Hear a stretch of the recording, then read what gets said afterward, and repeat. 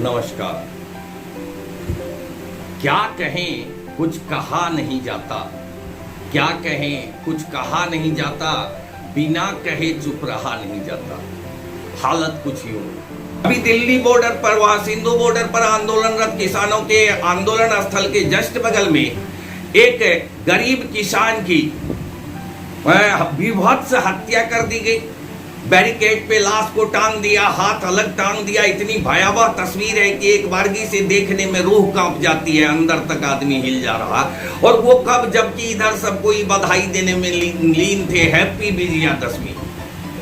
तो हालत ये हुई कि हत्या के बाद लोग हत्यारे की बात नहीं करने लगे, बल्कि जो आरएसएस और बीजेपी के आईटी सेल के लोग तैयार बैठे हैं और गोदी मीडिया के दलालों के साथ हैं, हमारे गुरु ग्रंथ साहब को इन लोगों ने उठा के भाग गया। हत्या का बाद का हमें अफसोस है, जो उसको बाद में संगत ने सजा दी, उसको काटा। इसका हमें कोई जानकारी लेना नहीं चाहा कि क्यों हुई हत्या, क्या है कारण, बल्कि सीधा राकेश टिकैत, बीकेयू जो है उनका किसान संगठन, भारतीय किसान संगठन, वो और जो भी वहां आंदोलनरत किए हैं किसान हैं, वो टारगेट आ गए। इन्हीं लोगों ने हत्या कर दी। एक ने तो यहां तक कह दिया कि 2 लाख लड़कियां लाकर रखी गई हैं। इसका मतलब 5 लाख लोग हैं वो, तब तो 2 लाख लड़कियां लाकर रखी गई हैं। और 2 लाख लड़कियां केवल आ गई हैं किसानों की बेटी उस जगह पर। तो किसान कितने होंगे, आंदोलन किस स्तर का होगा, ये गोदी मीडिया ही बता रही। तो वो कह रहा था क्या कि उसका रिश्ता आनन फानन में जोड़ा जाने लगा, जबकि ऐसी घटनाओं में तुरंत जांच की जरूरी होती है। हत्यारे के मांग का निष्पक्ष जांच हो बड़ी एजेंसी से। और राकेश टिकैत आगे बढ़कर कह रहे हैं कि इसकी जांच सीबीआई से हो घटना की। तो बात शुरू की थी जो मैंने क्रिएटिव ग्रुप से, तो उसका जो कार्यालय हम लोगों ने बनाया था, उस कार्यालय में एक लाइन मैंने लिखाया था कि गीता, बाइबल और कुरान की पूजा करने से बेहतर है उसमें लिखे बातों का अनुसरण करना। और मेरा मानना है, या आप भी सोचेंगे तो लगेगा कि मैं सही हूं, 10 कट्टरवादी मुस्लिम युवक बैठे हैं, बगल में कुरान पाक रखा हुआ है।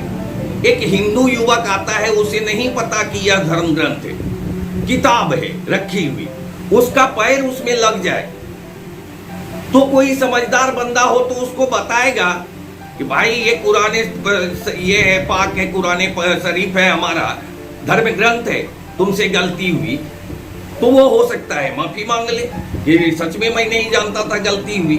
लेकिन अगर 10 कट्टर बैठा हुआ है, वहां किसी हिंदू युवक का पैर कुरान पर लग गया तो बातचीत बाद में होगी, जुर्म बाद में बताया जाएगा। वो सुनने के लिए वो जिंदा भी है कि नहीं इसका किसी को कोई मतलब नहीं है। मारते मारते उस युवक को मार दिया जाएगा।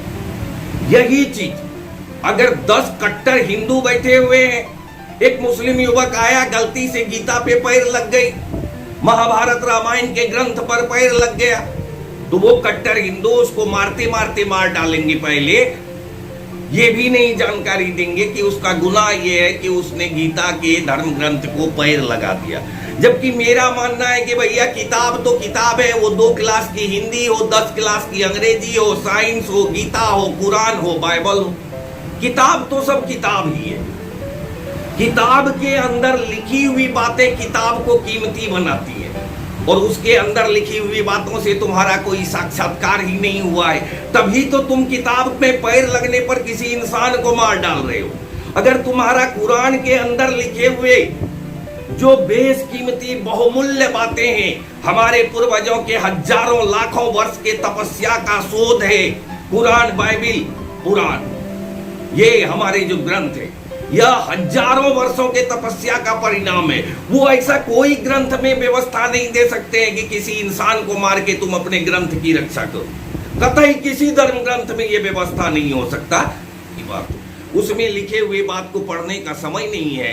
किताब को झाड़ू पोछा करके लाल कपड़े में मोड़ के बहुत ऊंचे स्थान में रख के उसको डेली प्रणाम करो, वाह जी वाह। ये अंधभक्ति, ये आस्था या मूर्खता, पागलपन, बिल्कुल पागलपन है मेरे हिसाब से। जरूरी नहीं कि आप मुझसे सहमत हो। मेरा तो यही मानना है कि गीता, बाइबिल, कुरान, वो उपनिषद सब एक किताब है। ठीक वैसे जैसे बच्चों के पढ़ाई की किताब है, ठीक वैसे जैसे किसी की लिखी हुई कहानियां कविताओं की किताब है।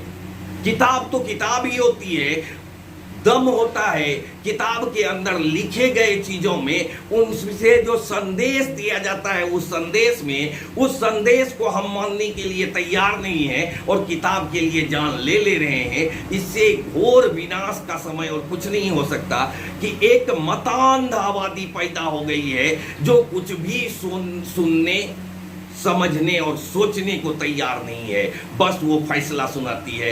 ये मतांध आबादी किसी एक कौम में नहीं है, किसी एक जाति में नहीं है, बल्कि धीरे धीरे हर जाति, हर प्रजाति, हर कौम में शैतानों की संख्या बढ़ती जा रही है। इंसान दिन प्रतिदिन घटते जा रहे हैं। हम इसके लिए केवल ईश्वर से प्रार्थना ही कर सकते हैं। कुर्साकाटा के मेहंदीपुर दुर्गा मंदिर में प्रतिमा विसर्जन के बाद आकर सोए हुए युवक की बलि चढ़ा दी गई, नरबली हो गई। ये सोच की हैवानियत की प्रकाष्ठा को बताती है कि अब भगवान से क्या खौफ रह गया।